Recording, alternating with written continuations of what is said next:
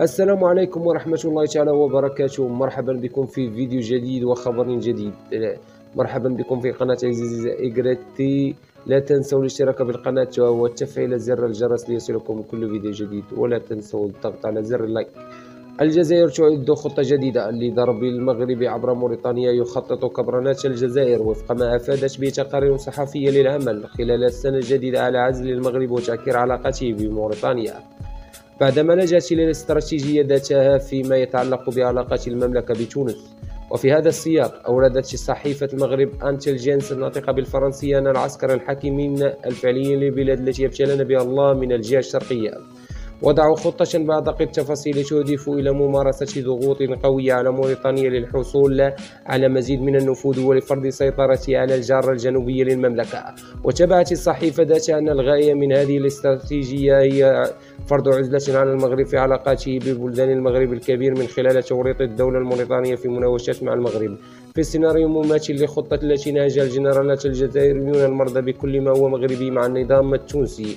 ولتحقيق هذا المخطط الشيطاني يسعى العسكر الحاكم الفعلي لقصر المرادية إلى ضخ دماء جديدة في علاقتهم بتونس عبر إطلاق مشاريع كبرى في موريتانيا وزيادة التعاون الثنائي في عدة مجالات رئيسية خصوصا الاقتصادية، منها بهدف جعل هذا البلد المغاربي يعتمد على مساعدة الجزائر وموريتانيا. في هذا الإطار تبادت المصدر ذاته أنه ستجرى المصادقة على مجموعة مشاريع في موريتانيا يتولى تمويل النظام الجزائري في مجالات النقل والإمدادات، الطاقة والتجارة والتمويل وصناعة الأغذية الزراعية وغيرها.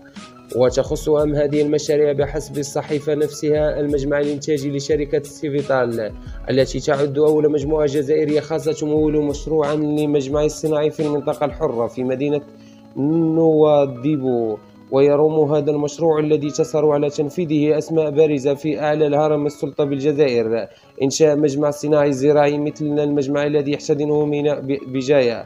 ويعد هذا المشروع أضخم مجمع لإنتاج زيت الطعام وتكرير السكر في الجزائر. وتستفيد الشركة المذكورة من دعم مالي ولوجستيكي تام من حكومة الجزائر لإنشاء مشاريع في الجار الجنوبي للمملكة.